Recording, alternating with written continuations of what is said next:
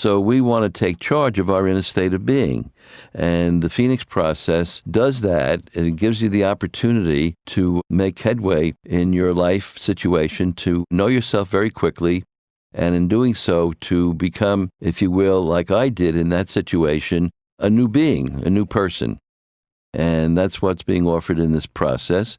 And it consists of 4 techniques that you can easily apply in your daily life. I've been cultivating this process and doing all of this work for the past 33 years plus, and this is what has been, up to this point, a culminating direction for me as I've evolved this brand new and fresh process based on so many years of working in this direction, in this clinical direction, and teaching and writing books. And so this is the gift that has come to me, which I want to share with you.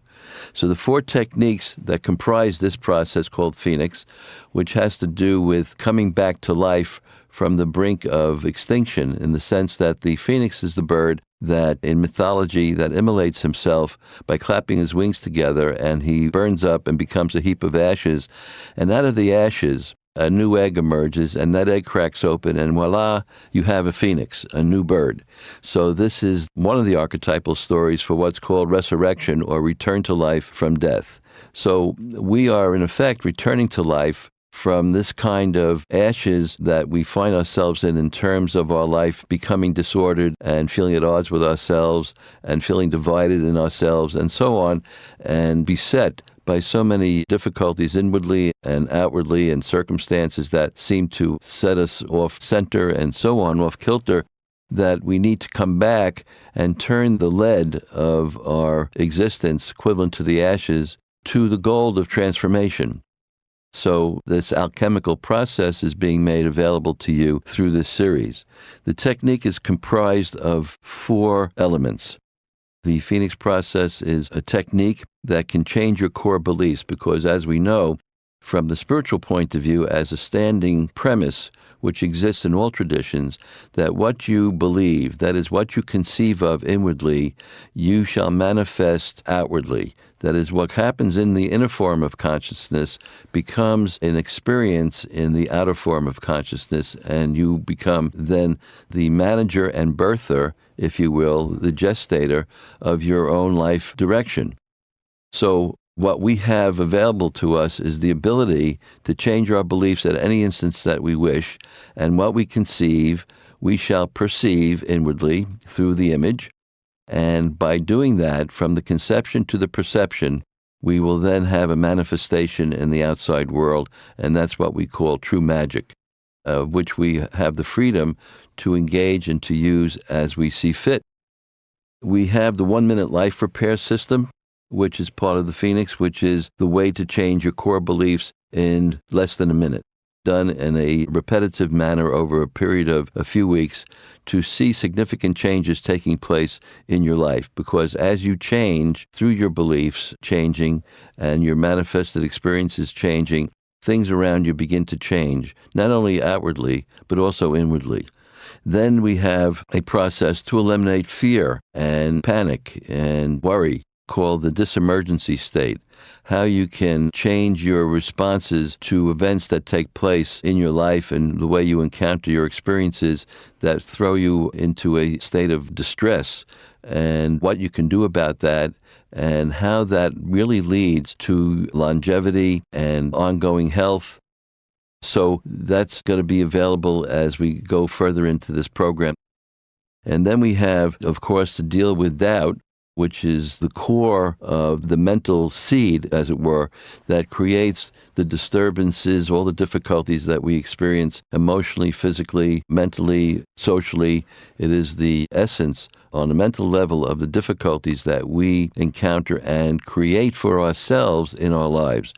Because doubt, as all of you know, as I've experienced it, as well as everybody I ever met has experienced it, becomes a central difficulty in life, leading to our indecision, ambivalence, and inability to take action and to move in a free-flowing way. And that will be taken care of through the yes or no phenomenon. The yes or no phenomenon, the third element of the Phoenix process. That is to give you a leg up, as it were, on doubt, indecision, and to take charge of these disturbing elements that are a natural part of living in this world that we call the man-made world, the time-space world, and the difficulties that are engendered there. And then we have a process which has been the central point of my therapeutic work and what I learned, of course, as a central point of my training and apprenticeship with Colette, which is to change any belief rather instantly. Because you see, beliefs, when you address them and you ask yourself to see them as an image, to perceive what you conceive, that's called mental imagery.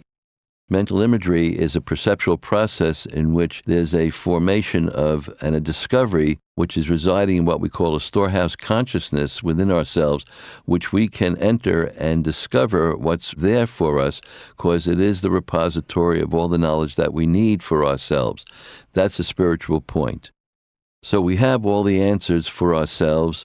We know that we're made in the image and likeness of the Creator, so we're born with all of the information at hand. We're born with all of the knowledge, and we have a way of getting to it, of turning ourselves inward to find the answers and the information that we need, and we do it through this inner language, this natural and true language of the mind called mental image. So the mental image is this way of a belief taking form. So what we conceive, we perceive, and what we perceive will necessarily become actional. It'll necessarily translate into an experience in this time-space reality. Actional. In the Western tradition, there's a vertical dimension. So you have what's called emanation or will, and one on a higher level translates and it sparks what comes below, which is creation or belief or conception, which then sparks, as it comes below that, formation, which is image, and that then leads to experience. In other words, the invisible reality, which is emanation, creation, and formation, births the visible reality. And that visible reality is the world of action, and you become an action being. So what's happening inner becomes outer. That's a spiritual point that's indisputable from that perspective. And we know from our vast experience, not only mine personally, but all the people that I've worked with and people who have called me from the natural laws, listening, and from all over the world, have called me to tell me about the benefits that they have gotten from this mental imagery process in which they are able to shift themselves inwardly, and some significant change has taken place in their social situation in the world, in living in the world. Since we're all social beings, we have to live socially with each other, and the way we live socially with each other is one where we are striving to become a true human being. A true human being meaning one who is harmless, considerate, and making a contribution. And all of these elements within the Phoenix process not only brings you back to life from the direction of death and to give you longevity and health, but also to make you if you would, a true human being. One who is here to bring a therapeutic impulse to help shape the world and to turn the disorder into order. It's my hope that when you listen to this work and you apply it to yourself, that you will then begin to share it with others, because it's meant not only for you to learn for yourself, but to give it to others as a teaching that you can transmit to people around you in a very kind and loving